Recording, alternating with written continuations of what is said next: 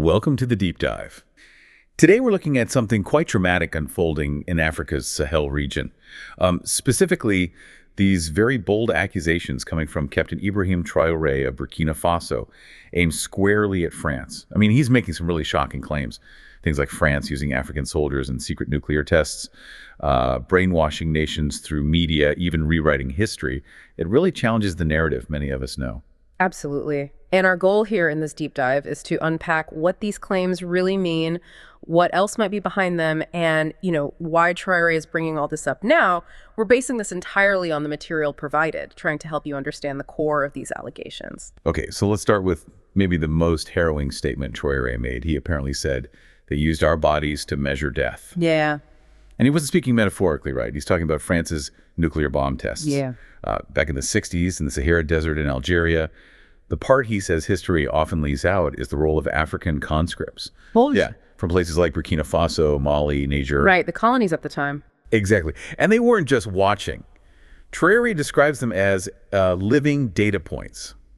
It's a chilling phrase. It really is. He details how these men were supposedly ordered to march across radioactive sand, sometimes just hours after a blast. No protective suits, no explanation. Some were told to watch the flash from trenches. Others apparently just walked right through the fallout zones. While officers watched from a distance, taking notes on their reactions, symptoms, breakdowns, everything. That's the claim. And the human cost, if these accounts are accurate. It's devastating. Traoré claims many never returned home. And those who did. Suffered silently, mostly. You hear stories, or rather, Traoré relays accounts of burned skin, aching bones, nightmares. Cancer took many later on. And the official response from France? According to Traoré, denial, silence, no compensation, nothing. It makes you question what official history even means, doesn't it? If something like this could be buried. Well, that's exactly Traoré's point. He says the real crime wasn't just the testing itself, but the cover-up, the deliberate burial in archives, but also in African memory. How so, in memory? School books didn't mention it. Oral traditions. Maybe shame kept people quiet. He argues history was actively rewritten. Rewritten to show France bringing stability and progress. Yeah, instead of, as Traoré puts it, radiation, deformity, and death. It's a stark contrast. And he claims there's evidence surfacing now, declassified reports. That's what he insists. Yeah. They're apparently finding and digitizing documents mentioning things like exposure radius testing, post-detonation troop observation, African battalion participation. But not the names of the men involved? Apparently not. No records, no graves, no apologies. Which leads to that awful question Traoré raises. Was this just incredibly reckless, or was it something worse? A belief that African lives mattered less. A deeply uncomfortable question. And now in Burkina Faso, they're acting on this, compiling testimonies from descendants. Right, trying to piece together the human stories. Drafting laws for reparations, official acknowledgement, and planning to put this history, this hidden history, into the school curriculum. It connects to his wider point, doesn't it? Understanding the psychology of the empire, as he calls it. Meaning? Well, if that could happen back then, what might still be happening now, just with, subtler methods? He actually said, they tested bombs on our bodies, then they tested lies in our minds. Wow. Okay, that's a powerful transition. Because the next weapon he identifies isn't physical at all. Right, it's information. Or disinformation. He says it wasn't dropped from planes, it was broadcast into homes.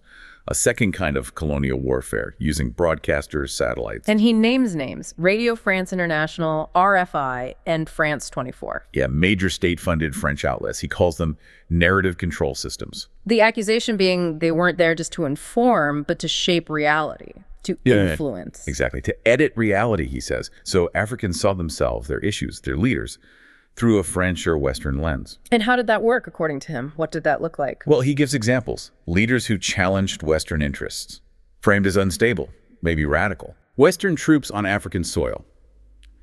Peacekeeping.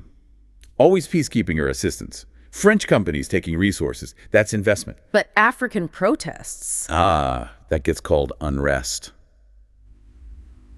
It subtly programmed this worldview, he argues, where Africa always needs help, and France is always the one to provide it. The guiding hand. It's a pattern of framing. And Traoré says he experienced this himself growing up. He absorbed this media, initially believed France was the center of logic, of order. He bought into it. For a while, yeah. He talks about studying the language they use, very clean, clinical, making imperialism sound like aid. But then he started seeing cracks. What kind of cracks? Coverage that ignored root causes, reports that just erased history, a constant bias where the West was justified and Africans were somehow always at fault. And was there a specific moment for him, a turning point? He describes watching the news after French troops were kicked out of Mali. And the tone wasn't objective, he says. It was scolding. Yeah, his words. As if a slave had run away and the master was shocked. He said that was it. He couldn't trust the feed anymore. Which explains the decision later in Burkina Faso to restrict French media access. Right. He justifies it by saying the most dangerous kind of war is the one that convinces the victim he is free, implying that consuming that media uncritically was a form of subjugation. A strong statement. So what's the alternative they're building? Well, they've started overhauling public broadcasting, creating newsrooms focused on local languages, local culture, local ownership, trying to build something from the ground up. Because the core principle for Traoré is what? Sovereignty. Exactly, true independence. He argues a nation can't be free if it doesn't own its own story. His quote on this is pretty powerful. If the tongue used to describe its reality belongs to another, then the mind can never be truly its own. Mind control, essentially, through narrative. Okay, so we've had physical exploitation, narrative control. What's next in Traoré's analysis? Money. He calls it the empire's most seductive tool. Seductive. Interesting. How so? He talks about the illusion of partnership. You know, the IMF, the World Bank, Western aid agencies offering loans, grants, advice. Things that sound helpful on the surface. Exactly. But Traoré argues these institutions were never really set up to help Africa develop for itself. They were designed, he claims, to make sure Africa developed in ways that benefited Western powers. And the mechanism for that control, the famous conditions. Precisely. Every dollar, every loan came with strings attached. And those strings, he says, were never neutral. They always pulled policy in a certain direction. Can you give examples of those conditions? Oh, yeah. Things like cutting subsidies for local farmers, privatizing public services like water, letting Western consultants basically rewrite national budgets, opening up natural resources to foreign bids. And countries desperate for cash or stability, they signed. They often felt they had little choice, and each time, Traoré argues, a little bit more sovereignty just slipped away. He calls it a debt web. Easy to get in, hard to get out. That's the idea. He claims the money often doesn't even stay or build local capacity. It loops back. How does that work? Loans for big projects that mainly hire foreign firms, interest payments eating up budgets that should go to schools or hospitals. Then, when a crisis hits, emergency bailouts come with more conditions, more restructuring demands that usually favor foreign investors. Governments end up being shaped by terms written thousands of miles away. And Burkina Faso was caught in this web too. For a long time, yes. But under Traoré, that seems to be changing dramatically. They've outright rejected IMF conditions, publicly stated they don't need validation from Washington or Brussels anymore. What was the turning point for him on this, personally? He talks about looking at the country's books, seeing billions flow in as aid over the years, yet the country stayed poor, dependent, externally influenced. He saw a pattern. A very clear one, he says. Resources gold, cotton flowing out, debt flowing in, Western consultants flying first class while local people worked in foreign-owned mines. He called it drainage under the banner of partnership. So what's he doing differently? How is he flipping the script, as you put it? Instead of just exporting raw gold, they're investing in building their own refineries, processing it locally. Value addition. Exactly. Investing heavily in local agriculture, agro-industry, trying to reduce reliance on food imports, and redirecting defense spending away from depending on foreign suppliers towards building local capacity. But aren't critics warning this will lead to isolation? Cutting ties with these big institutions. Oh, definitely. But Traoré's response is quite blunt. He basically says the real isolation was being trapped in a global system that, in his view, profited from Africa's problems while pretending to fix them. And his famous line on this. We don't want aid, we want control over what's already ours. It sums up his position pretty well. So rejecting this kind of financial assistance isn't just economics for him? No, he sees it as a fundamental act of resistance, a declaration of war, he calls it, on the most subtle form of imperialism. Money smiles, uses diplomatic language, but it can function as a leash. That's his assessment. A leash? Okay. But even beyond money, he argues there's a deeper battle. Yes, the battle for identity, how Africans see themselves, their history, their own power. Cultural colonization, he calls it. control of the mind. Why does he see this as the deepest wound?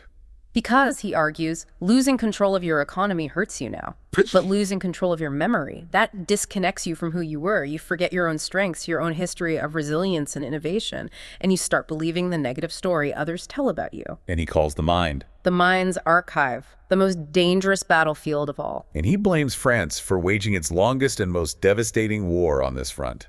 How? By leaving behind systems, education, culture, history writing that were designed, he claims, to center Europe and diminish Africa. So kids in Burkina Faso grew up learning. Memorizing French history, reading European philosophers, learning about the civilizing mission that justified colonialism, African resistance, just footnotes. Colonial violence, sanitized, African heroes, ignored, or called rebels. And this wasn't accidental in his view. Absolutely not. He says it was designed.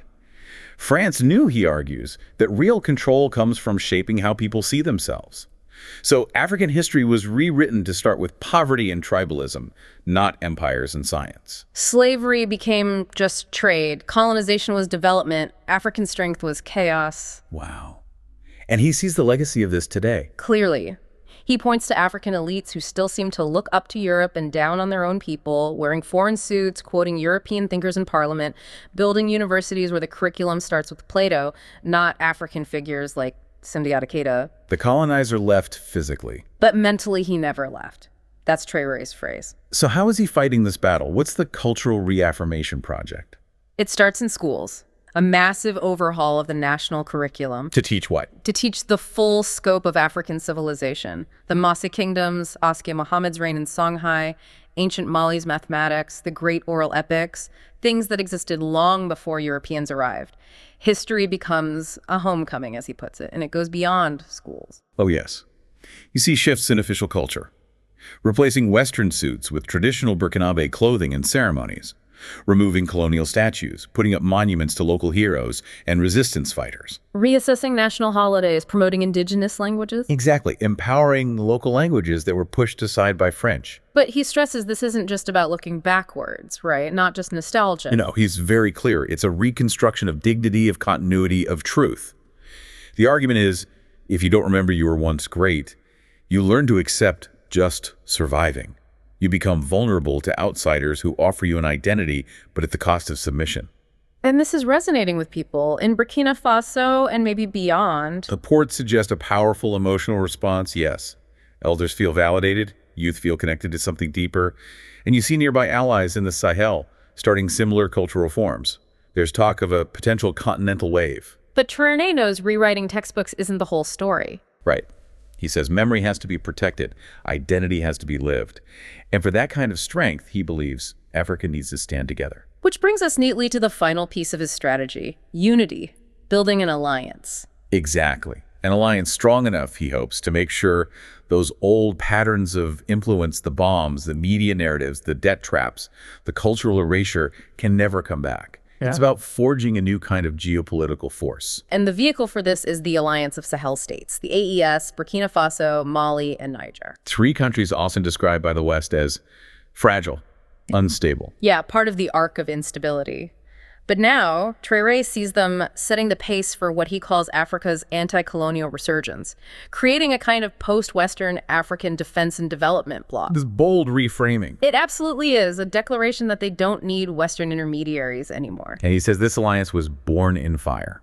Meaning the recent regime changes in all 3 countries that removed pro-Western governments, followed quickly by expelling French troops, ending military deals, sometimes seizing foreign assets. Which looked like chaos or regression to Western observers. But on the ground in the Sahel, according to reports Traoré highlights, people were celebrating.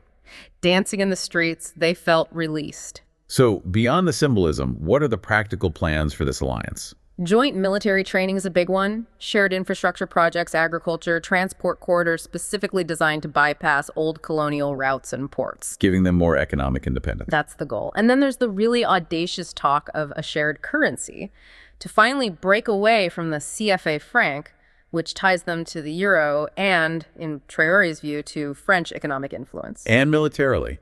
beyond joint training. His big push is for an African defense industry, building their own weapons, training their own officers, monitoring their own airspace. He literally says the days of begging for drones and bulletproof vests from NATO warehouses must end. African solutions for African problems, essentially. African boots protecting African soil. That's the message. And they claim this coordination is already happening, sharing intelligence, joint operations against insurgents. And they say it's working better than previous Western-led efforts. Apparently more effective, and crucially, less resented by local populations. It ties into his idea that self-defense is the foundation of self-respect. Of course, this must be causing ripples. Backlash from the West, from neighbors still aligned with France or the U.S. Oh, undoubtedly. But Traoré's stance seems to be, we're not asking for permission anymore. They see themselves as building new rules, not just breaking old ones. And it's an invitational unity. Meaning they want other African nations to join, to prioritize negotiating with each other first on trade, defense, development, before looking outward. Reshaping the map, really. So the argument is a region once seen as on the margins is trying to become a new center, defined by its own will. That's the vision Traoré is putting forward. Not asking for a seat at the old table, but building a completely new one. Well, that brings us through quite a journey, from those initial, really startling claims about nuclear tests and media control. Right, through the economic arguments, the deep cultural identity questions. All culminating in this push for regional unity with the alliance of Sahel states. It's a comprehensive vision, whether one agrees with it or not. It certainly is. And perhaps a final thought to leave you with, something to mull over based on everything we've discussed today, drawn from Traoré's perspective. If a nation, as he argues, can be systematically taught to forget its own greatness, does that then make it easier for that nation to be convinced, subtly or otherwise, to reject its own freedom? Something to consider.